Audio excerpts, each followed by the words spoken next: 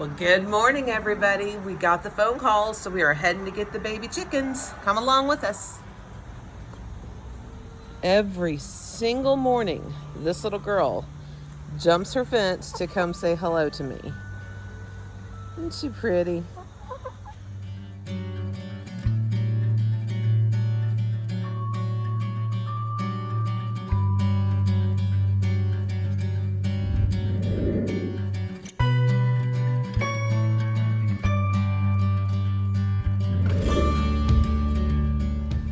Every post office is different. Ours, we have to come to the back to pick them up. So you'll want to call ahead, or when the person calls you, just ask them where to go. We have the chickens. Now if I can get to the car without falling, we'll do great. I always want to check the chickens. Really, I just want to look at them. Make sure they're cute and fluffy. I will say this though, mamas, if you're going to do this, you might want to check them first before you open. Because occasionally one's not moving well. But these are all moving really well. All right, now to get them home and in the brooder. All right, we have got the chickens home and we are ready to set up their brooder. Most people will tell you to set up the brooder before you get the chickens home so you can quickly put them in. We never have, but do what you want. The one thing I heard years ago was someone say, this is not a how-to, this is a how we do it. So take that for what it's worth. We're not experts. Honestly, we've done this 4 or 5 times now, but that by no means makes us experts. But this is how we do it. So we have this giant tub we got at, show the tub, at Tractor Supply, 75 gallon, I think, something around that range. And it works great because we let them stay inside for 2 weeks-ish. 2 weeks is when they start to smell. Before that, they won't smell. So mamas, if you're weird about stuff smelling in your house, this won't smell. We use the flake pine shavings. And here's a trick. If you keep them deep enough and add them daily, you will never smell these chickens, even after 2 weeks. But we just kind of put a light little layer in there to get them started. You can hear them in the background, giving us some fits. They're ready to get in here. And there's not a science to it. It's just shove them in there, break them up, cover the bottom. Because what you're trying to do is just give them someplace warm and soft to sleep and eat and do all the things that baby chickens do.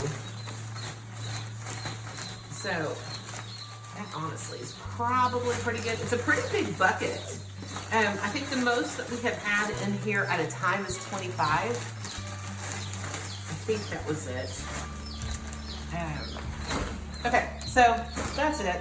We just kind of break it up, make sure that it covers the bottom.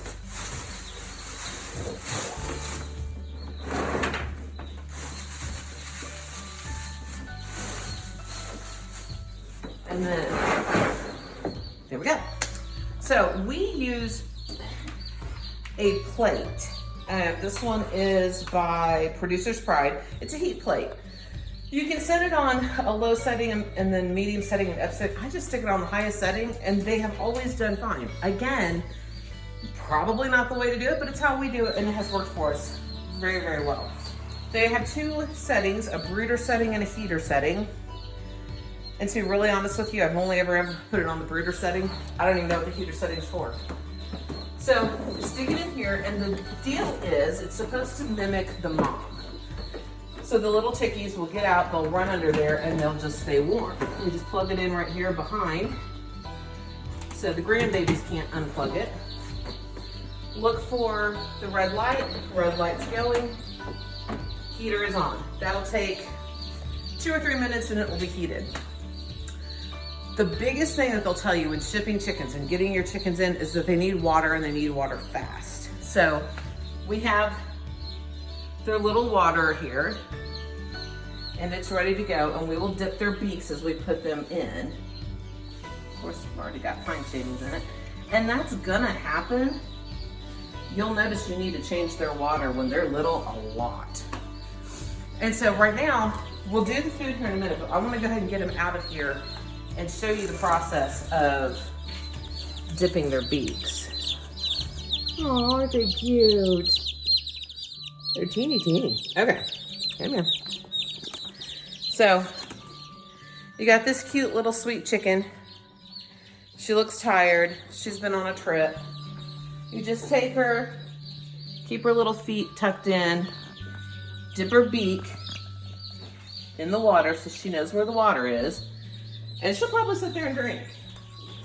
And we're gonna do that times every chicken that we have in here.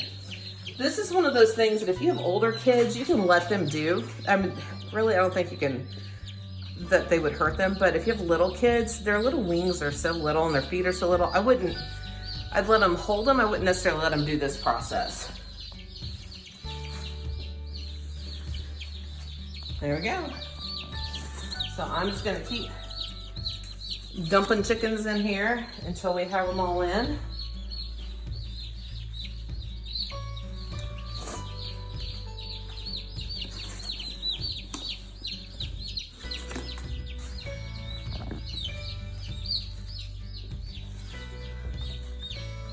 Some people will actually hold them down in the water for a long time. It just seems cruel to me. I've never had a problem. Once I've dumped them, they know where it is.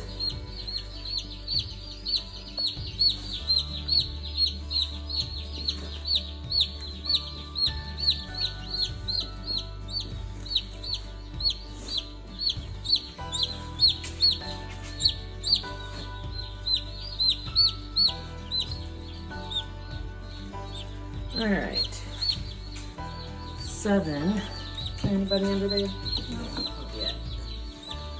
All right, so we got 7, 8, 9, 10, 11, 12, 13, 14, 15, 15 chickens. Oh, and the golden retriever who's the babysitter. She can't help herself. It's like TV for puppies.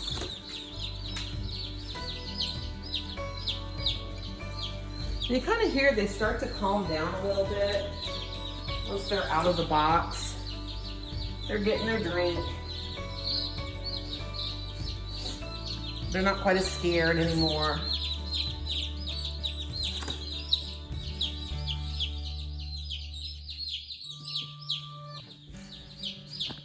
All right, so the one thing you have to watch is sometimes chickens will stand in the water, which not a big deal. It's a chicken, it's chicken water.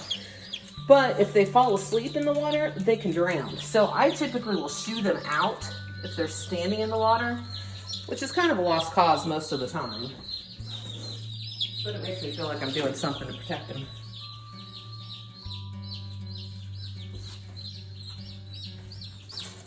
All right, 3 more.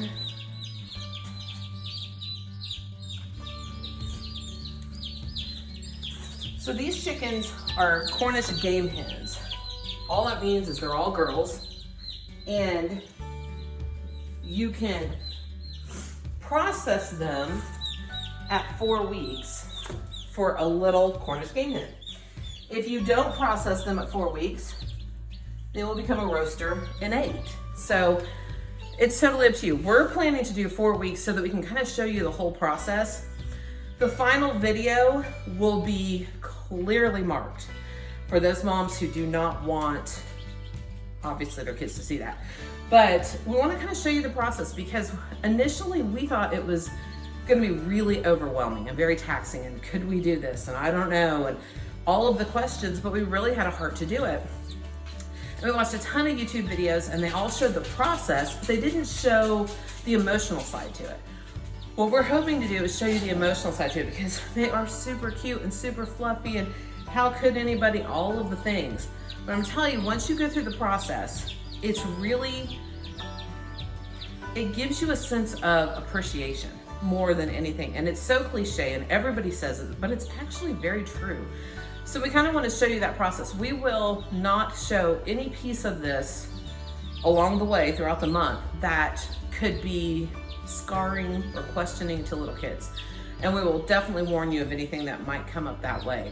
And as for today, this is it. We'll check in on them a few times a day. I mean, they're in my living room, so I'll see them all day long.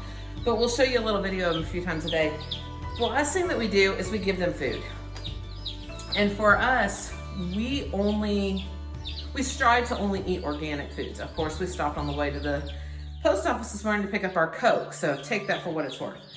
But I use these, I think that they're great. I get a new one every time we get a new batch of chickens. You don't have to, but they're $6.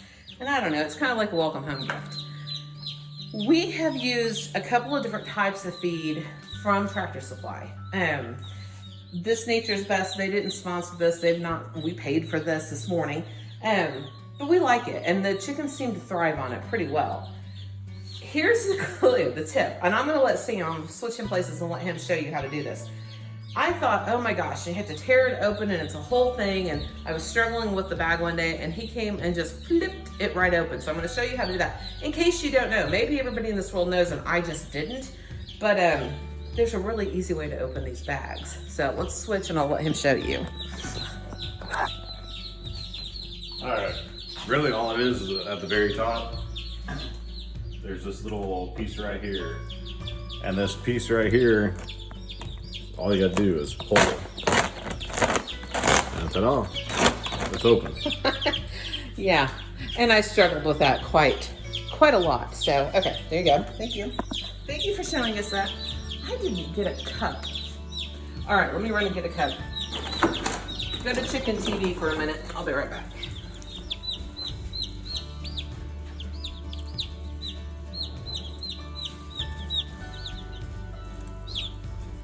Okay, I'm back. So, you just simply scoop the food in the bucket. They will find their food. Interestingly enough, I don't know why they don't find the water, but they do find the food. Chickens are weird, but they will find the food on their own. Maybe it's the gigantic red box that it's in. I'll usually fill it about halfway full the first time while they're learning how to eat out of it. Occasionally you'll get a little squirt or two in it, and so that may not. We'll see. We'll watch them and see.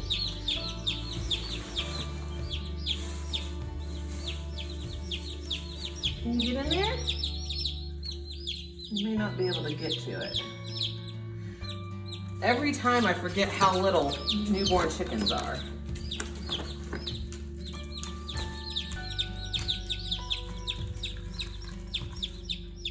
We got a couple here that are in really strong shape. They're already running around.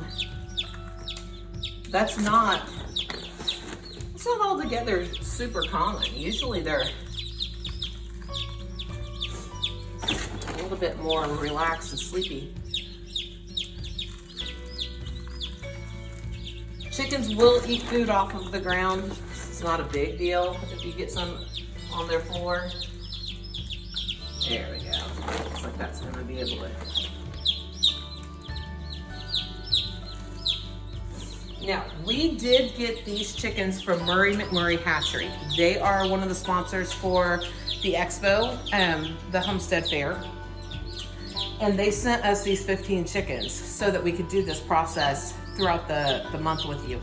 We also have a nest box coming from them that we'll do a video on how to install that into a chicken coop. These little girls won't ever see the chicken coop, but we have a flock of about 25 birds out in the back, and they need a nest box. So we will show that when it comes in throughout the month, along with other videos. So keep watching, check back. But these little girls, these are gonna be our highlight for the month, and we will continue checking in with them a few times a day. We're just gonna have little update videos of how they're doing along the way. And then in about 2 weeks, we'll move them outside and we'll show you that process as well. All right, y'all, we'll see you soon.